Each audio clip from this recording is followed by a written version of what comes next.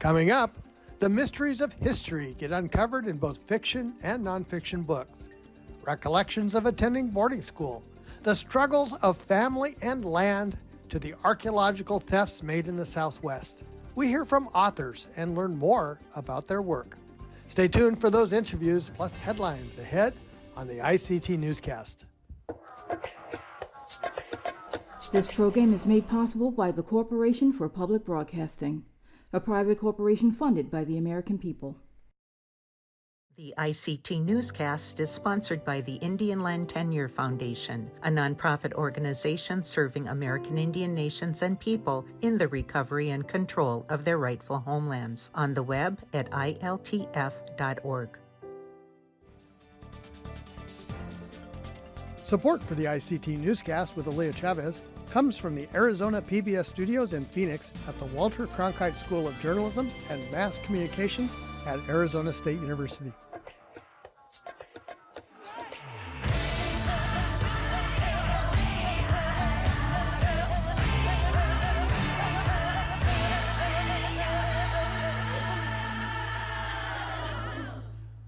Thank you for joining us. I'm Mark Trahant.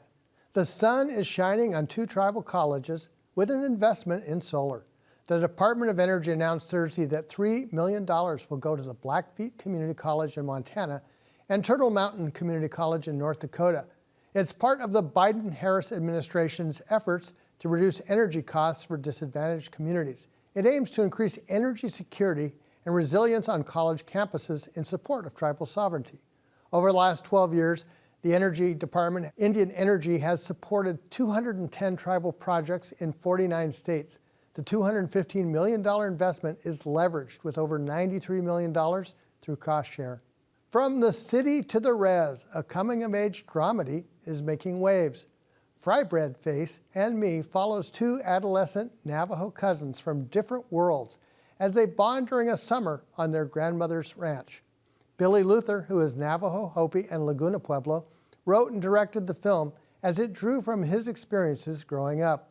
The film is streaming on Netflix and was released in select theaters on Native American Heritage Day. Fry Bread Face and Me is currently riding on the Netflix Top 10 and has a 100% rating on Rotten Tomatoes. And those are the headlines for the ICT Newscast.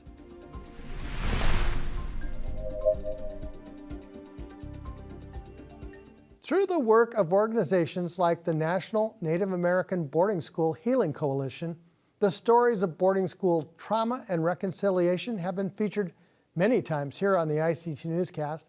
Well, ICT Shirley Snav brings us a new perspective, and that is from her mother. She spoke with Virginia Driving Hawk Snav, who is a longtime author, about her own boarding school experience. Let's watch. My mother is an author of several books, fiction and nonfiction. In 1933, Virginia Driving Hawk was born on the Rosebud Reservation in South Dakota.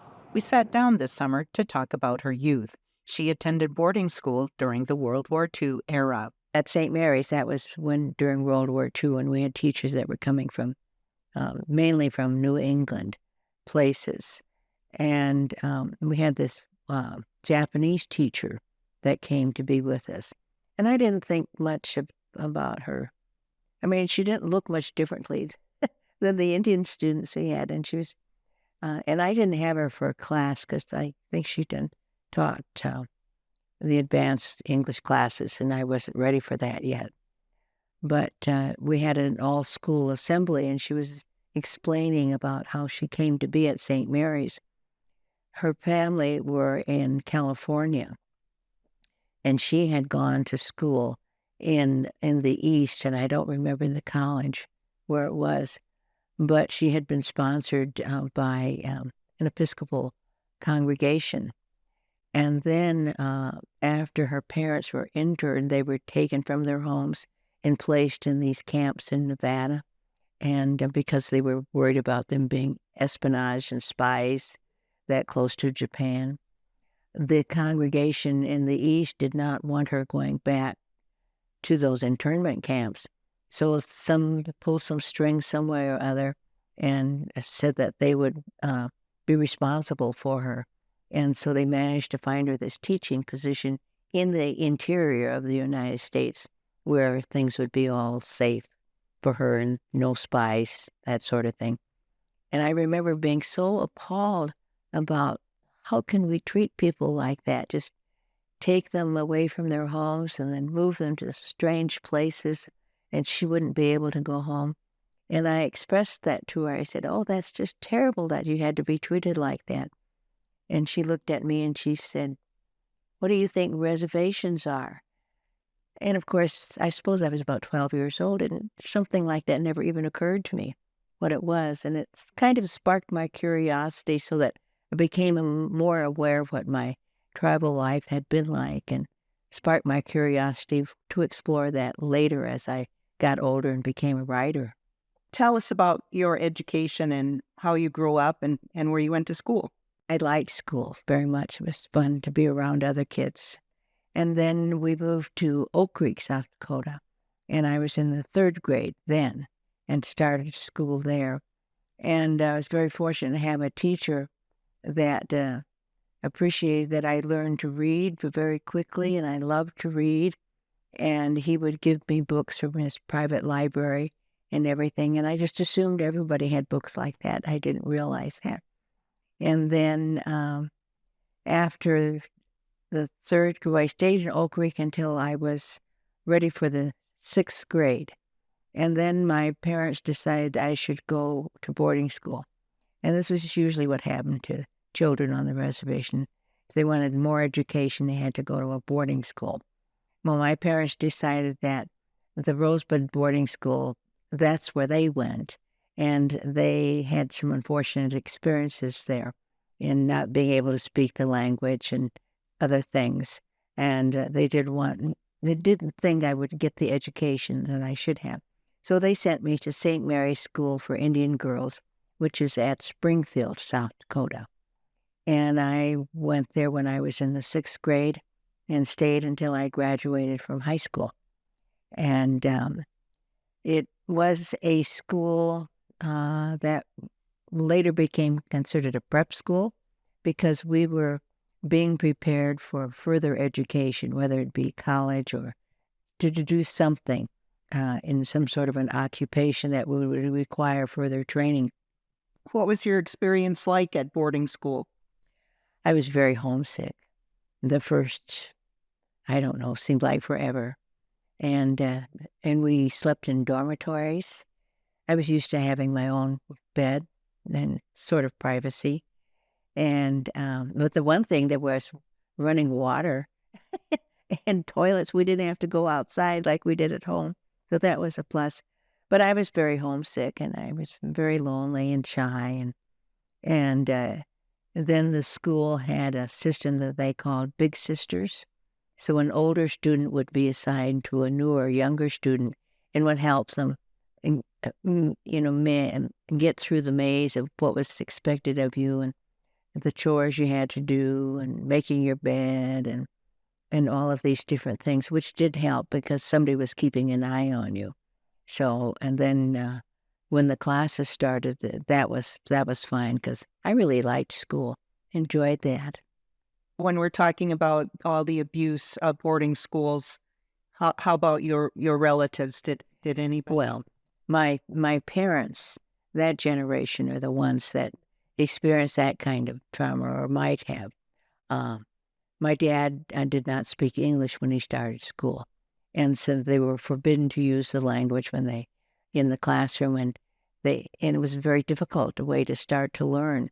And he and a friend of his, Noah Broken Leg, would sneak out and go hide behind the barn so they could talk Lakota to each other and kind of explain to understand what was going on at the school.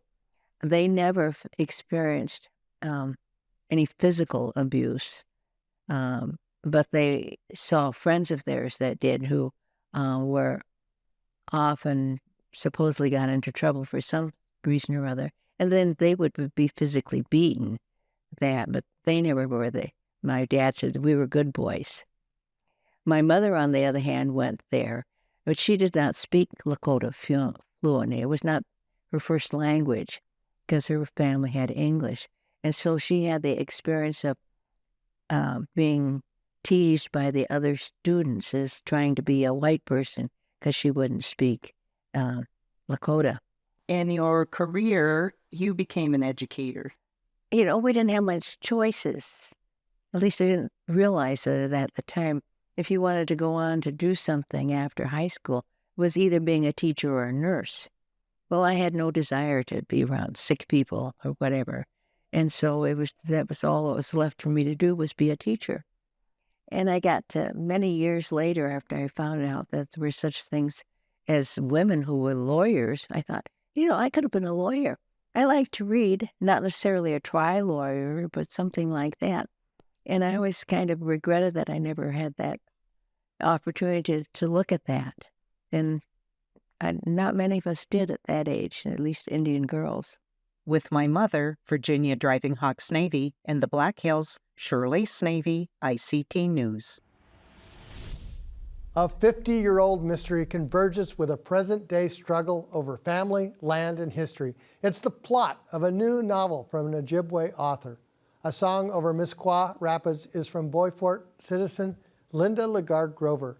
ICT Shirley Snav has this interview. It's my fourth fiction book, and they center around a fictional reservation and band in northern Minnesota. It's fictional, but it's very much like the lands that my family's from, Bois Forte and also Grand Portage and Fond du Lac. So it's like that, but it's fiction. Sure it is. I mean, you must have modeled the characters on some folks, or stories you heard. David Troyer has a book that I admire. It's a novel called Prudence. And so somebody was asking him too, because it's set in Walker, Minnesota. And so they're saying, what part here is really happened and stuff. And he said, I made it all up. Birds have a lot of symbolism in all Native cultures, right? And for you guys, Migizi is one of those, but the robin seems to be the messenger in your book. Tell me about the robin. The robin takes care of stories, of old stories, and so communicates them to to other robins, and that is their kind of their sacred trust here. And so they keep the stories. They care for them, they observe what's going on, and so that adds to the story, and then it passes on to another generation. And so they're kind of they're not as noticeable, I guess, a bird, but they do know the stories. And the female robins, actually, I read quite a bit about older women in this book, and female robins, as it is everywhere in the bird and animal world, are not as colorful and splashy as the males. At the same time, they are the underpinnings of existence here, and just as female humans are. There's a lot of humor in the book, and the interplay between those who are in this world and those who have passed on, I think, is just a delightful read. I don't want to give too much away, but the way the aunties come together with their lawn chairs, I think, is just charming. Well, my aunt, and she's in the next world herself now, and has been for quite a while, but she used to talk in that way. And so I enjoyed having those ladies come to the book here. And I remember she used to say that on the fourth day, after someone dies, the spirit arrives in the next destination. But she said, yet at the same time, they are still among us all the time. So it's just, it's a leap of faith, and something that I think is a pretty easy leap for Native people in the way that we see the world and have the world shown to us. And so I had her in mind when the ladies made their appearance here in this book. But to me, the the story, the land itself is the not just the backdrop, but actually the large entity in the story is, the people in northeastern Minnesota living on that land, and great changes taking place in their community. And yet the terrain, though we may change the terrain, and there's something in my newest book about changes to the terrain and human made inroads on things that you just go, well, is that really a good thing? But at the same time, I I think that the land itself, the terrain around us, I mean, not just the earth, I mean, the water, everything is so much larger and more powerful than we are. And have as their, what breathes life into them is the creator, great spirit. And so we are really kind of frail and futile as we do things. Just the same, this is what we have now. And I think we're fortunate, that we still have reservation lands. I mean, those of us who are not obliterated, we are thankful for this every day. And at the same time, I think that traditionally we have felt, just as the robin is about the stories, our task has been to appreciate and to care for what we have been given, which is the Mother Earth that we walk upon. And so that's a big part of this story. And in all my books, then what is happening up there? And a treaty happened. People in earlier books, people had to relocate to move there, and then the characters in the books experience the things that all of us have. I mean, the boarding school, the education policies, the termination policies of the 50s through the late 80s, all the programs associated with these things. And then, of course, the larger degree of tribal sovereignty and self-determination, and I want to show that it's not a perfect world, and we are not perfect beings in it either. We still must deal with things in the contemporary world, and it can be a struggle sometimes. How do we maintain what we really have been taught is our duty to continue in a world that changes so much. Sins of the Shovel, Looting, Murder, and the Evolution of American Archaeology is a new book written by archaeologist Rachel Morgan. From reckless looting to professional science, the book explores the history of early American archaeology. ICT's Paris Wise spoke with Morgan on this history, as well as the perspective of modern-day archaeology. Thanks for having me. Sons of the Shovel follows the trajectory of an archaeological expedition from the late 19th century, and how that expedition got itself into quite a bit of trouble and caused some controversy, and paralleled some major shifts in archaeology as a discipline. This story starts out with a family of ranchers who were based in Colorado, just outside of Mesa Verde. And in the late 19th century, they stumbled across a place that many people know today as Cliff Palace. They believed that they were, the first people to see it. We know that they weren't at this time, but it was a big moment for them. They became very interested in the past, and the past became a source of profit for them and their family. How did you go about doing your research for this book?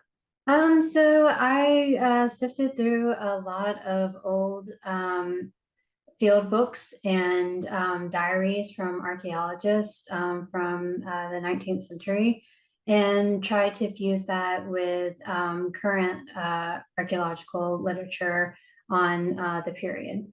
How did you go about getting an Indigenous perspective in this book? Indigenous people have always been foundational to American archaeology, but they have not been treated that way. And so I drew on the work of a lot of Indigenous archaeologists. We are fortunate that times have changed, and so there is a lot of resources out there that give us new perspectives on these sites. Whereas in the past, we were looking at these sites where often Indigenous labor was used or Indigenous peoples were relied on as informants, but they were not credited for their work, and they were not treated as equal members or as collaborators in this process. And so fortunately that has changed. And so there were a lot of resources from Indigenous archaeologists who are practicing today that I was able to draw from. I'm curious because you said you were able to read some of the journal entries directly from these people. Can you talk more on that? Sure.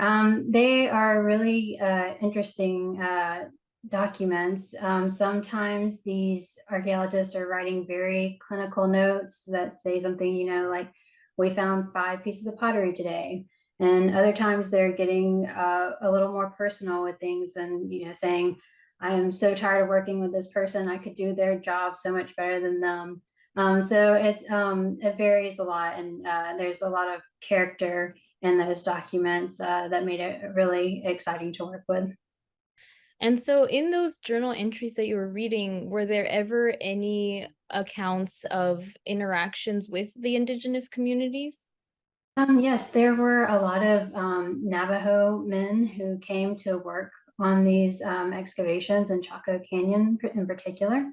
And so there were accounts of what they were finding, how they were spending their time when they weren't working. They are sort of very limited descriptions, but I think that they're important because they are a source of credit that was not given in the past. But these people were the means of making this excavation possible, and their names aren't listed in the reports that came out of these projects. And so these diary entries are a unique resource to credit people who did not get their fair due in the past. Considering how many items in museums were obtained in questionable ways, how are ethics covered and discussed in archaeology? So today, ethics in archaeology, we stress that collaboration is the most important way forward, collaboration with all affected communities. And that is very important when we talk about the objects and the individuals that have made their way into museums and agencies and universities. And so one of the major concepts that we talk about in ethics and archaeology is the concept of repatriation and working with affected communities to make sure that that process is done efficiently and respectfully. Yeah, what can you touch more on in terms of institutions that are still holding on to remains and culturally significant items of tribes, especially with the Native American Graves Protection and Repatriation Act in place? So the NACRA process is not as speedy as many people would like it to be. And so there are still many ancestral individuals and sacred objects that remain in university repositories and museum repositories and in the repositories of federal agencies. I think there is a push for that process to be sped up so that those individuals and objects that remain in those places are returned to the communities that have been waiting for them to come home for a long time. It is often, there are multiple reasons why that process is not as efficient as people would like to see it. It can be based on resources of the entities that are still holding these people and these objects. And so I think there's a lot of discussion around increasing the resources so that these people and these objects can get home where they belong. Since the evolution of archaeology is in the title, what developments or progress have you been seeing in archaeology in terms of framing of accountability and authority when it comes to returning these items? Do you see it changing a lot?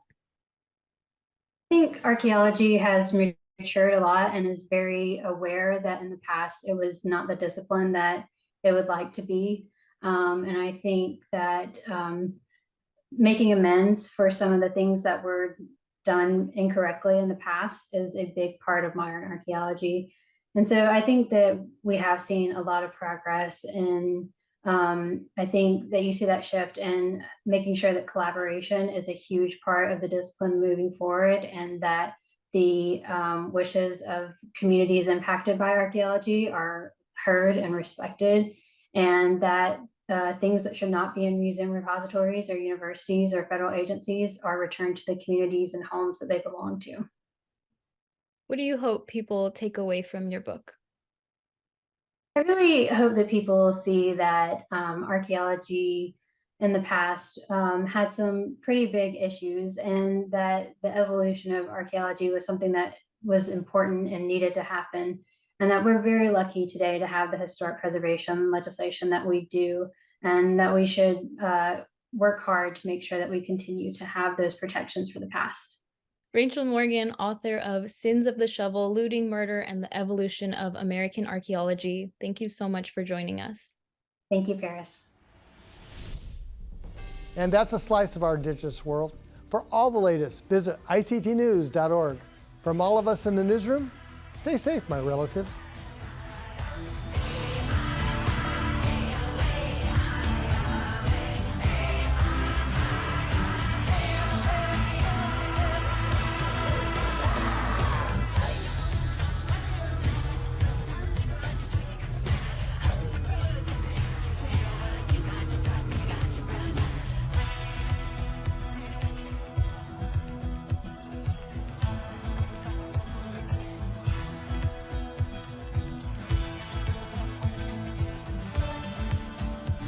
This program is made possible by the Corporation for Public Broadcasting, a private corporation funded by the American people.